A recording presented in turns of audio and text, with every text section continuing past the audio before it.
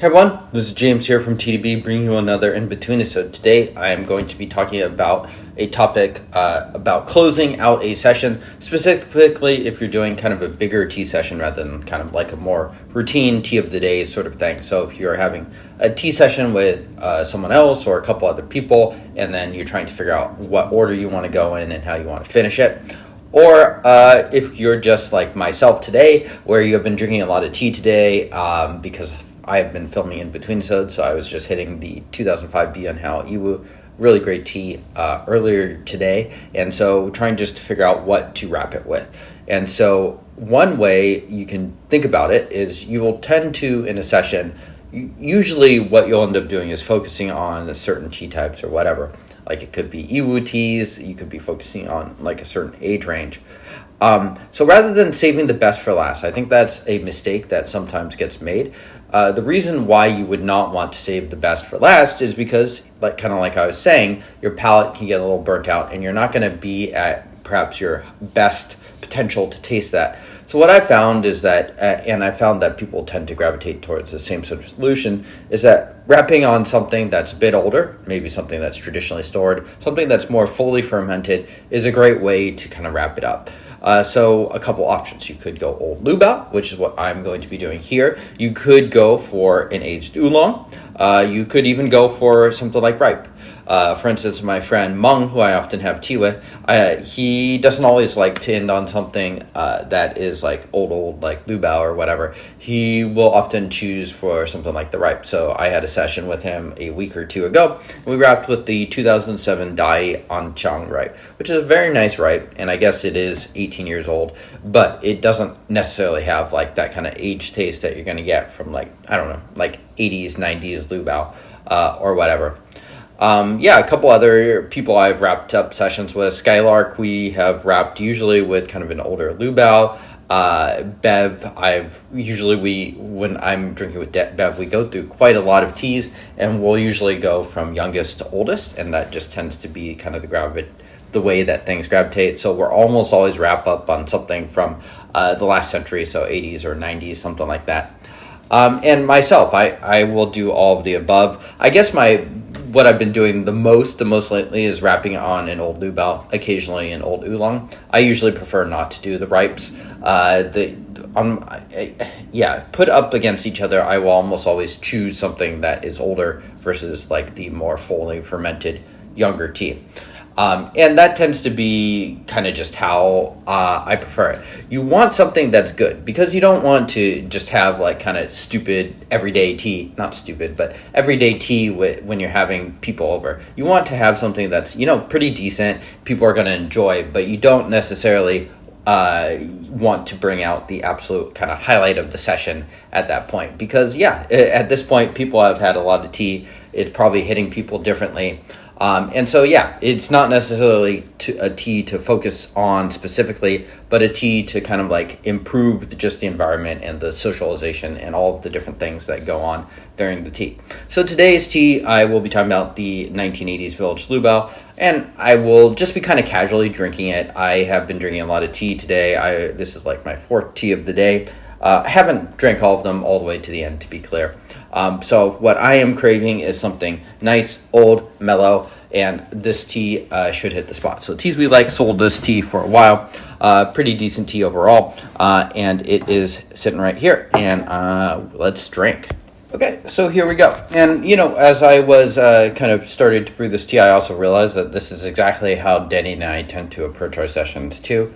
We'll start out with the more active teas, the higher noted teas, so often oolongs, and then we'll move into pu'er. And then if we're going to do something more fully fermented, so something older, that's usually what we will do as our last tea. So usually just not our preference to do something that's extremely active, has a lot of things going on.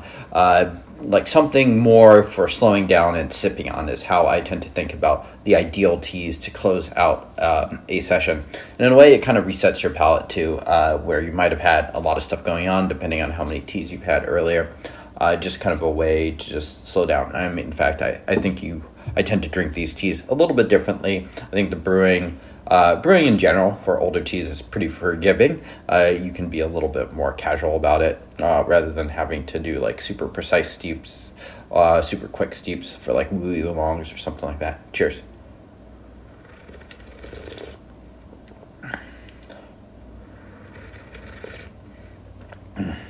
Yeah, this tea has a lot of like that camphor note going on. Pretty simple tea, very woody, but it has these notes that you really just get from these older teas only. It's kind of in that like next aged vein of camphor that you would get. So definitely very old smelling. And yeah, these teas we like, Liubaos, the ones that they sold at one point, they've unfortunately, I think, started to run out of them, are in fact, I think, pretty ideal for this sort of case. Not many times have I done like a drink through a bunch of these on one session. That'd be also an interesting session. But they're pretty ideal. Like if you had a bunch of like more newer Shangpur, like 20-year-old stuff or whatever, having something like this is just a great, nice, easy come down from that.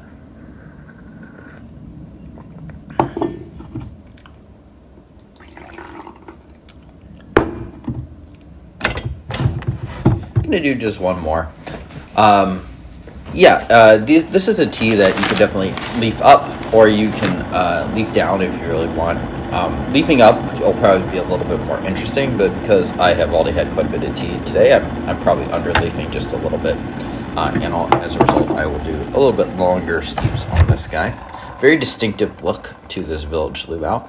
I wouldn't say it's my absolute favorite amongst the teas we like ones. They're all quite enjoyable though, but it is pretty ideal for something like this. I really like the Baolong that they sourced at one point. The 70s Baolong that I've had the pleasure to try a couple times is really excellent as well. It's a personal favorite.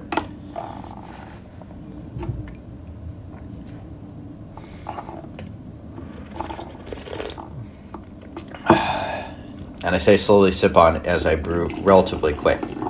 But that is because I am recording an episode, so this is not quite how I would naturally do these things. I would probably just, kind of slowly make a steep or two, take a break, come back to it. Or if I'm having tea with a friend, make a steep, chat for a while, we slowly sip on it. Once it's done, make another steep. So you kind of get the flow of it. And it's just so soft, thick, easy. This is just so easy to drink. I mean, you could chug this, but I think that would kind of defeat the point too.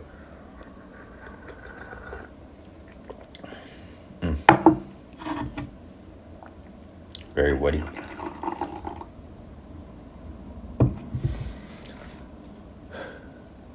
Yeah, and there's something just that's more calming about these teas rather than kind of the almost frenetic energy you can get from younger teas. So, and it kind of helps to rebalance yourself after that's done. I know we don't talk a ton about like chi or the body feel and stuff like that, but there is something that does kind of just reset you and put you back onto like a normal, less caffeinated path about these teas. Cheers.